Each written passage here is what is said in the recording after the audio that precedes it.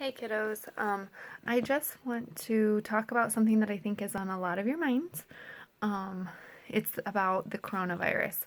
And in my classroom, my second grade classroom, we have a box that we have off to the side, and it's called the Wonder Box. And if a question comes to your mind, you are allowed to write a question and put it in there, and I try to answer it if I can each week. So one of them that came up this week, last week actually, the end of last week, was this. And it's probably backwards because the way the camera is, but it says, how did the coronavirus start? Well, I want to talk to you a little bit about that. There's lots of different theories. A theory is guesses, kind of, based off of evidence out there. And the hypothesis is that it came from China, and it came from a meat market, possibly.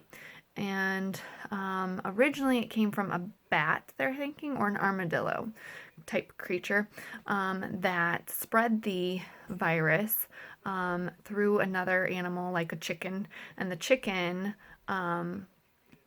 infected the person.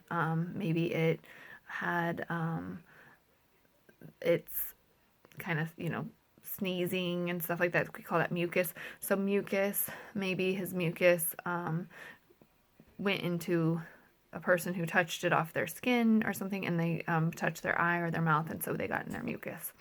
But originally they're thinking it came from a bat or an armadillo type creature from China.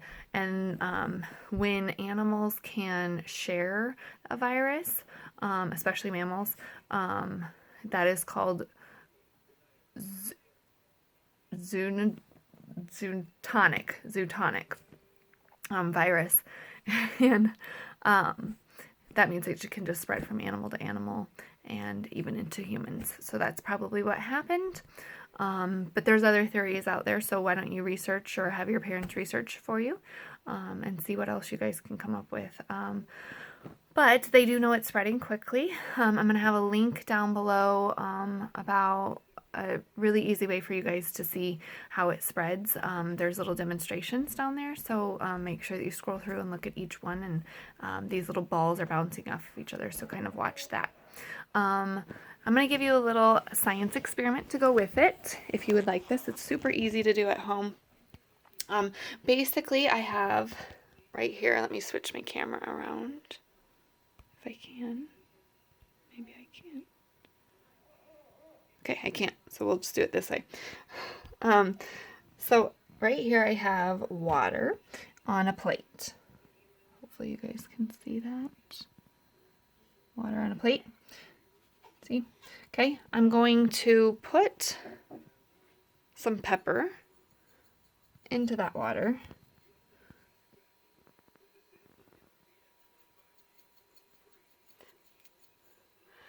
And the pepper is simulating germs.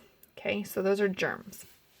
All right, so I'm going to use my finger and I'm going to touch and show you that I have some germs now on my finger. I don't know if you can see that, but I got some germs on my finger.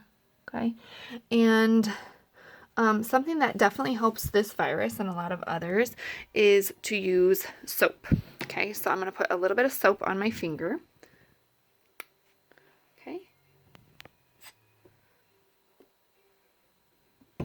All right. Now I'm going to pretend like that's washing my hands. Okay. So watch what happens when I wash my hands. Look at all these germs. Ready? Let me get it so you guys can see it really well. Ready?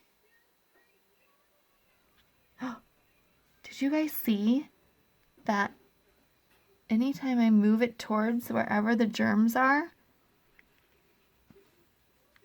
they go away? Well, now I've touched the germs so much that I've touched them 3 or 4 times, so the soap started wearing off, and the germs started not repelling as much towards the end there.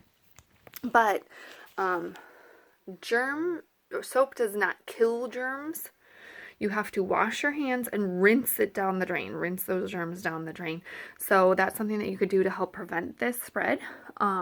Also staying home and making sure that you and your family are healthy by cleaning things and all of that stuff, okay? So help your family out. Wash your hands as much as you can. Stay away from other people if you don't need to be near them, and